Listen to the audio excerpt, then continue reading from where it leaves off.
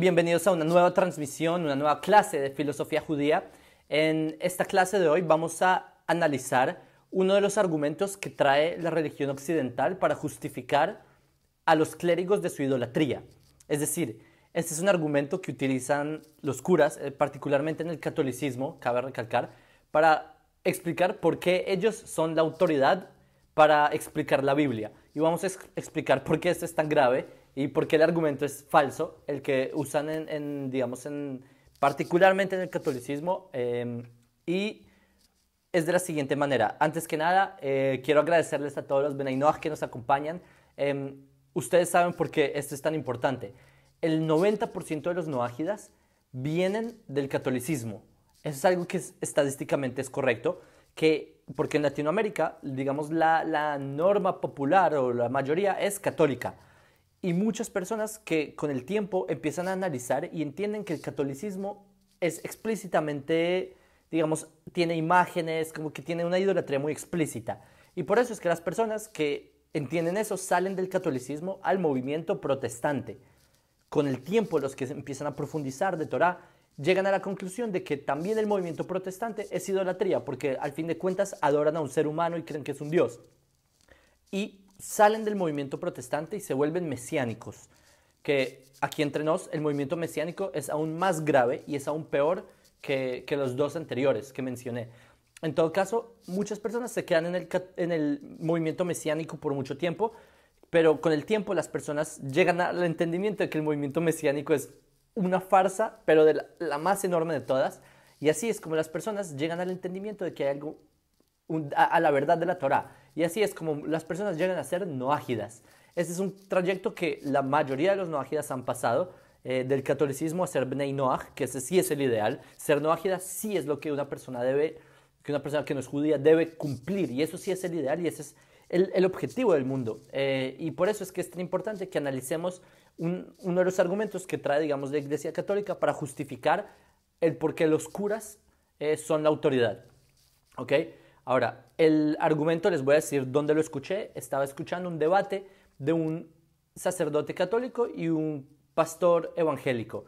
Y están debatiendo, clásico del cristianismo, están, digamos, madreándose el uno contra el otro de por qué el otro no es un cristiano verdadero. El católico le dice al protestante, ustedes no son cristianos verdaderos. El protestante le dice al católico, ustedes no son cristianos verdaderos. Y es el mismo cuento desde que se creó el movimiento protestante, que a propósito, el movimiento protestante es posterior al catolicismo. Es una vertiente que se inventó a partir de Lutero en el siglo XVI, luego Calvino y todas sus transformaciones históricas hasta nuestros días. Pero, porque o sea, hasta nuestros días me refiero a que prácticamente cada día se inventan una nueva iglesia, una nueva interpretación de la Biblia que nada tiene que ver con la Torá. Y eso es porque todos creen que tienen un Espíritu Santo para interpretar cosas que no están escritas. Pero en todo caso, el debate era estos 12 clérigos, cada uno de sus corrientes del cristianismo, digamos, diciendo por qué el otro no es un pastor o no es un cristiano verdadero. Y el argumento que trae el católico es el siguiente. Él dice que él va a demostrar de por qué los católicos, si son, digamos, aquellos que llevan la palabra de la Biblia, como dicen ellos, que ellos sí son, tienen el Espíritu Santo, etc. Todos esos, digamos, placebos espirituales. El punto es que hay un texto que no es un texto judío, es un texto pagano, es un texto que ni siquiera fue escrito en hebreo, fue escrito en griego, y el texto se llama Hebreos. Es la carta a los hebreos que la escribió Pablo de Tarso, que él se hacía pasar por judío. Hay varios historiadores que concuerdan de que Pablo ni siquiera era judío, y se hacía pasar por fariseo, sino que uno lee los textos de él, claramente no era fariseo, y lo digo yo como buen fariseo que soy. En todo caso, lo que ocurre acá es que Pablo, en una de sus cartas, las cartas paulinas, escritas décadas posteriores al mismísimo, digamos, ídolo del cristianismo, él escribe, este es en el capítulo 7, versículo 11, él empieza a explicar por qué los sacerdotes de Israel, ya Dios, digamos, los cambió. Dios mudó o cambió el sacerdocio. Y dice, no, ya los levitas ya no son levitas, ya no tienen, digamos, ya no son ellos, y los sacerdotes, los Kohanim, ellos tampoco son. Miren, aquí Pablo está haciendo un error garrafal porque la misma Torá dice que el sacerdocio de los Kohanim es perpetuo, de los sacerdotes es para toda la eternidad. Dios no es que mudó en el siglo II, se le dio a Dios por mudar, y Dios no es mentiroso, miren. Pero Pablo cree que Dios es mentiroso, o creía que Dios es mentiroso, y por eso Pablo se inventó de que Dios rompió la promesa con la familia de Aarón, el sacerdote. Creyó que rompió la promesa con los levitas, siendo que está explícitamente escrito en Mija, eso es Miqueas, capítulo 3, dice que los levitas serán digamos, tendrán el servicio del templo, etcétera, para toda la eternidad. También en Devarim, esto lo tengo acá, esto es en Números, en español, Números de Devarim, 25, versículo 3, dice, busquemos, acá está, no, perdón, Bamidbar 25, 13, me equivoqué, listo, acá está. ולכם אמור, הנני נותן לו את בריתי שלום, והייתה לו ולזרעו אחריו ברית כהונה לעולם, ברית כהונת עולם.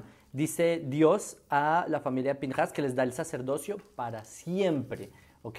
Esto lo acabamos de leer acá en esta cita, ¿ok? Entonces cuando viene Pablo en el siglo II, en un texto que ni siquiera es en hebreo, es en griego, el idioma de los paganos, no es el idioma de los profetas, y viene y dice, no, Dios es mentiroso y lo que él escribió en la Torah es mentira, de que Dios ahora rompió ya, lo que él dijo que el pacto de que los sacerdotes eran para siempre es falso, ahora mudó el sacerdocio. ¿A quién?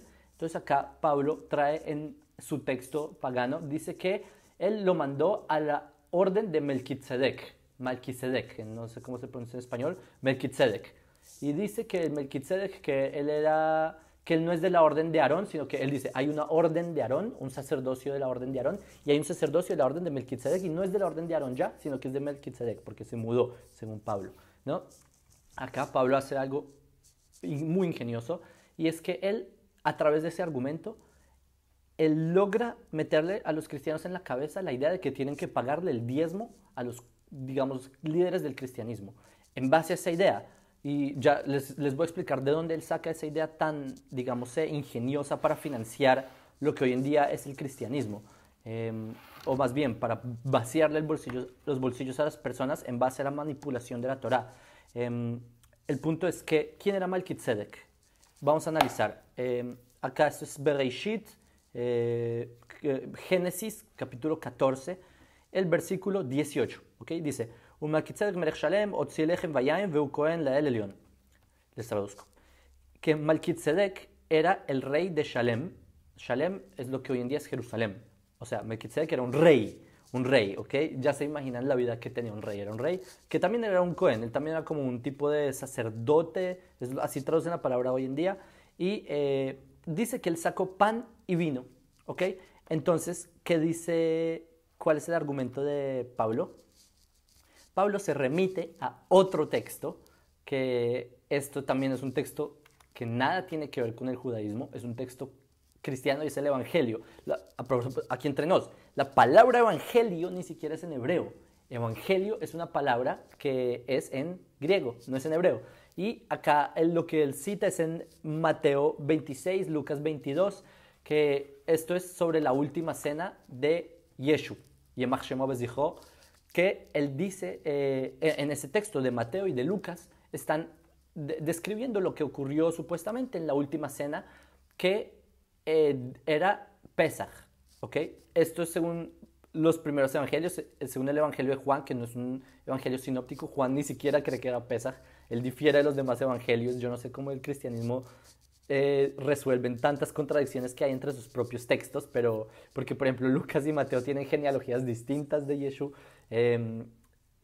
Juan ni siquiera cree en todos los aspectos hebreos y judíos de los otros evangelios. Marcos, sin ni hablar, es un texto casi que antisemita, etcétera, etcétera. Y lo que dice, lo que dice acá este texto, en la última cena era Pesaj, Pascua.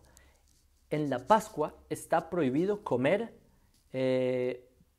hametz, pero entonces, ¿cuál es la escena que describe, digamos, el evangelio? Que supuestamente Jesús le dio pan y vino a sus alumnos y diciendo, este es mi cuerpo, esta es mi sangre. Entonces, ¿qué hace el ingenioso de Pablo? Pablo dice, bueno, Jesús le dio pan y vino a sus alumnos. Malquitzedek, está escrito que él sacó pan y vino y le dio a Abraham. Entonces, de ahí nosotros deducimos que Malquitzedek es como la orden, el nuevo sacerdocio, porque Jesús hizo como Malquitzedek, es el nuevo sacerdocio. Y más adelante dice que Abraham supuestamente le dio un diezmo, supuestamente, y no, esto lo explicaré, el tema del diezmo lo explicaremos en otro video, el grave error que cae el cristianismo en creer que eso es un diezmo. Y lo que dice supuestamente es que Abraham supuestamente le dio el diezmo a Malquitzedek. Entonces, ¿qué dice Pablo? Hace una ecuación, una falacia, eso se llama falacia lógica. Dice, bueno, Melquisedec le dio pan y vino a Abraham. Abraham le dio diezmo, supuestamente, a Melquisedec. Jesús le dio pan y vino a sus alumnos. Por lo tanto, las personas tienen que recibir pan y vino de los sacerdotes, o sea, de los curas, y las personas tienen que darle el diezmo a los curas. ¿Entienden la ecuación que hizo para poder exprimir dinero a las personas? Es algo muy triste, muy terrible, si se lo ponen a pensar a fondo. Ahora les voy a explicar de dónde es este error, esta falacia lógica tan enorme, porque en verdad el que sabe de Torah entiende que esto es una contradicción total interna y esto deja al descubierto la ignorancia de Pablo, que Pablo supuestamente era un fariseo. Acá vamos a demostrar la gran ignorancia que tenía sobre los textos. El punto es que vamos a leer un poco sobre la noche en la que supuestamente fue la última cena, ¿ok? Para esto vamos a remitirnos a Éxodo. Éxodo es Shemot. Y esto está en Shemot 12, en Éxodo 12, 15, ¿ok? Busquemos Yudbet. Dice, ¿ok? Para los que no saben, la Pascua es la fiesta en la que el pueblo de Israel recordamos la salida de Egipto. Y en esa fiesta nosotros comemos algo que se llama matzá. La matzá no es pan. La matzá lo traducen como pan ácimo, pero no es pan en sí. Es como, digamos, un pan que no leudó. Y por lo tanto no tiene la misma connotación de pan, sino que tiene un nombre propio que se llama matzá. ¿Ok? Y les explico y les leo acá lo que está escrito. Shivat Yamim Matzot Tohelu. Dice que durante la Pascua hay que comer matzá. Matzá, ¿ok? La matzá, nuevamente, es algo distinto al pan. Es como un tipo de galleta, no sé cómo explicarlo. Y dice, Ki kol ochel hametz venicheta nefesh ahí me Israel. Dice que el que come pan el del pueblo de Israel, esta no es una prohibición para los noajidas, esta es una prohibición para el pueblo de Israel. El que es del pueblo de Israel y come pan durante la Pascua, durante Pesach, su alma es cortada del pueblo de Israel. ¿Qué quiere decir? Que si Jesús y sus alumnos comieron pan durante la última cena, su alma fue cortada del pueblo de Israel y ellos ya no son parte del pueblo de Israel. Y eso significaría que Jesús ya no puede ser Mesías porque ya no es parte de Israel. Si me hago entender acá lo que ocurre. La otra opción es que en la última cena ellos no comieron pan, sino que comieron matzá. ¿Okay? Esa es una opción. ¿Cuál es el problema? Que ahí en el texto, en el Evangelio, léanlo en el original. Ahí no dice que comieron matzá, dice que comieron artos. ¿Qué es eso? Eso es pan en griego. Ellos comieron pan en griego y eso aparece en otras fuentes como en Mateo 6, versículo 11. La misma palabra artos, que Dios da el pan de cada día, el artos de cada día. Entonces, ¿cómo es posible que el Evangelio dice que la misma palabra, el mismo artos que ellos comieron? Y a propósito, ustedes mismos pueden buscar en Google artos en griego y les va a aparecer que el antónimo o sea, el opuesto de la palabra hartos es la palabra matzá. Qué curioso, ¿verdad? Que el antónimo de la palabra hartos es matzá y acá en la última cena el cristianismo utiliza la palabra hartos. Es decir que según el cristianismo Jesús comió pan en la Pascua. Supongamos que no, ¿ok? Supongamos que él no comió pan porque si no su alma fuera cortada. Pero acá hay un problema muy enorme y esto es de Devarim. Les cito, Devarim es en Deuteronomio 16, versículo 3. Okay. Capítulo 16, Deuteronomio, versículo 3. ¿Ok?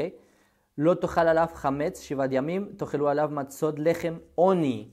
Dice que la matzá, el pan que se come en Pesaj, es un pan de la pobreza. Es un pan que recuerda la pobreza porque es un pan como de pobres porque no tiene levadura. Es como para recordar, les recuerdo, el recuerdo ¿por qué comemos matzá los judíos en Pesaj? En la Pascua, para recordar que salimos de Egipto y salimos en apuros y el pan no leudó y en Egipto éramos como pobres en la esclavitud. Y por eso es que se come un pan que se llama pan de la pobreza, así se le llama. Yo les quiero hacer una pregunta. ¿Ustedes creen que el rey de Jerusalén, Melquisedec, ¿ustedes creen que él comía pan de pobreza? Intuitivamente, no. Intuitivamente no comía pan de la pobreza porque era un rey, ¿verdad? Él no vivía en la pobreza como para estar dándole un pan de pobreza a Abraham. Abraham recién había llegado de la guerra contra Sodoma y Kedorlaomer contra una serie de reyes, contra 5 reyes. Abraham llegó de la guerra y ahí es cuando el rey de Shalem, que se llama Melquisedec, él le da pan y vino a Abraham para, digamos, llenarlo. Él no le va a dar pan de pobreza, no le va a dar una galletica, ¿ok? Todos estamos de acuerdo en eso, porque no tiene ningún sentido lógico de que eso sea así. Entonces, aquí hay una contradicción muy grande que el mismo cristianismo no cae en cuenta. Y lo que no cae en cuenta es que, a propósito, bueno, esto ya se los diré, pero lo que no cae en cuenta es que el pan que comió Melquisedec no era ni siquiera el mismo pan que comió Jesús en la última cena. Ni siquiera en esto coincide. Ni siquiera en esto coincide, ¿ok? A propósito, también en el texto de Hebreos dice que Melquisedec no tenía linaje. Según el Midrash, Melquisedec era el mismo Shem. Shem, el hijo de Noé, ¿ok? Entonces parece que sí tenía un linaje, nada más y nada menos de que Melquisedec era la persona, el hijo de la persona a quien se le había pactado el pacto con la humanidad, el pacto noágida. Entonces, aquí se equivoca nuevamente el Nuevo Testamento. El punto es que aquí hay otro error también muy grande, que hoy en día el catolicismo, ¿qué es lo que hacen? Ellos le dan como una galletica a las personas, lo que es la hostia, esto es la Eucaristía, que supuestamente es el cuerpo del ídolo de ellos y la sangre del ídolo de ellos, que a propósito está escrito en la Torah que está prohibido comer sangre, pero aún así ellos se toman la sangre de su ídolo. Y lo que pasa es que esa galletica que ellos comen ni siquiera se parece a la matzá, ¿no? O sea, no es como la matzá y tampoco es como el pan, y el pan tampoco es como la matzá. Entonces hay 3 tipos aquí de panes. Y miren, comparar la matzá con el pan es como comparar una galleta saltina con un ponqué, ¿ok? Para que entiendan. Sí, ambos están hechos de harina, es verdad, pero son alimentos distintos. Y esa es la gran falacia y, digamos, el error en el que es fácil engañar a las personas. Cuando una persona no sabe Torah, puede llegar a pensar sí, wow, es verdad, como Jesús le dio pan a sus alumnos y Melquisedec le dio pan a Abraham y el pastor, el cura nos da a nosotros una galletica, entonces hay que darle el diezmo. Y es la tesis que utiliza Pablo y está escrito en el Nuevo Testamento y ese es el argumento que él trae para sacarle el diezmo a las personas. Señores, acabamos de demostrar que ni siquiera tiene uno que ver con lo otro. Si Jesús hubiera comido pan, o sea, que se cortaría su alma del pueblo de Israel. Entonces, eso es algo que hay que tener en cuenta y es que hay que tener mucho cuidado porque este tipo de argumentos son con los que engañan a las personas. Les revuelven las ideas y les dicen, no, por ejemplo, es que Pablo tiene tantos errores, entre uno más estudia Torah, uno más se da cuenta del montón de burradas que dice. Por ejemplo, hay un lugar en donde Pablo dice, está escrito en la ley, y él cita a a Isaías. Isaías no es la ley es la Torah, Isaías no es la ley. Entonces uno cuando lee, cuando uno es ignorante total y uno lee, uno dice, wow, seguramente Pablo era un genio. Entre más uno sabe Torah, uno entiende la cantidad de burradas que está escrita. Entonces, el punto con toda esta clase fue que a los que aún están en la idolatría, sean más críticos, simplemente profundicen más. No se coman el argumento entero. ¿Por qué? Porque lo dice un cura, tienen que creer, o porque lo dice un pastor, incluso porque lo dice un rabino. Los judíos nosotros cuestionamos mucho a nuestros rabinos. No nos quedamos así callados que todo lo que diga un rabino nos quedamos esperando a que... No, nosotros cuestionamos, nosotros preguntamos. Ese es el método judío. El método judío es cuestionar. Está escrito, lo abay shan lomed. El tímido nunca aprende. El que pregunta, el que cuestiona, el que reta, es el que en verdad aprende. Entonces, es la idea que ustedes no coman cuento entero. Si usted todavía es una persona que tiene un pie en la idolatría y un pie en salir de la idolatría. La idolatría ya sabemos a lo que me refiero. Me refiero a la religión occidental. Si usted tiene un pie y todavía está dudando, pero puede ser, simplemente estudie Torah, vea Torah, escuche los argumentos del pueblo judío y les aseguro que va a salir de ahí. Porque en verdad en esta página en Filosofía Judía, que nosotros interactuamos mucho con nuestros seguidores y tenemos miles de seguidores, yo personalmente he tenido el privilegio de conocer muchas personas no judíos que son muy buenas personas y he aprendido muchísimo de ellos y al igual que he logrado enseñarles lo que es el camino de ser noágida, cumplir las leyes de Noé, ser Bnei Noach, más bien en hebreo. Y yo no he conocido ni a una sola persona, señores, ni a una sola persona que haya sido cristiano y se haya adentrado en la Torá y se haya quedado cristiano. No existe. No existe un solo cristiano que se haya adentrado en la Torá y siga creyendo en los cuentos que le decían el cristianismo. ¿Por qué? Porque simplemente entre más entiende y arma ese rompecabezas, más ve frente a sus ojos lo explícitamente erróneo en lo que estaba. Y miren, está bien, bueno, es normal, digamos, cometer errores. Si una persona de ustedes ha vivido en el error por muchos años dentro del cristianismo, miren, yo no los culpo a ustedes.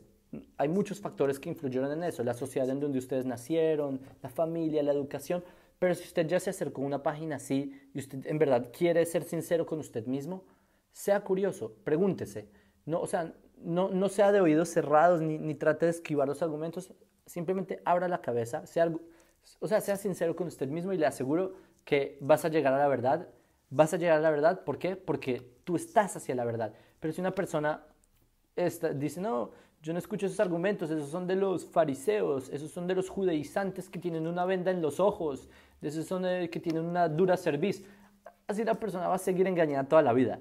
Y si quiere seguir engañado, que siga engañado. Mientras él siga engañado, los noágidas serán aquellos que siguen cambiando el mundo, es decir, la mayoría de nuestros seguidores, si es que no todos, yo espero que todos nuestros seguidores, son ustedes los que están cambiando el mundo, los noágidas. Es gracias a ustedes que va a haber un futuro mejor y ya hay un presente mejor. Gracias a ustedes, créanlo o no, el impacto que ustedes hacen en la sociedad en este momento ya se siente y les aseguro que en unas décadas el mundo será mejor gracias a ustedes. Los Bnei Noach sigan en ese buen camino. De verdad que me le quito el sombrero a ustedes, la kippah, por el valor que ustedes han tenido de ser sinceros con ustedes mismos. Sigan en ese buen camino. Ya saben que cuentan con nuestra página Filosofía Judía y nos vemos en otra clase. Un saludo, Shana Tova Umetuka.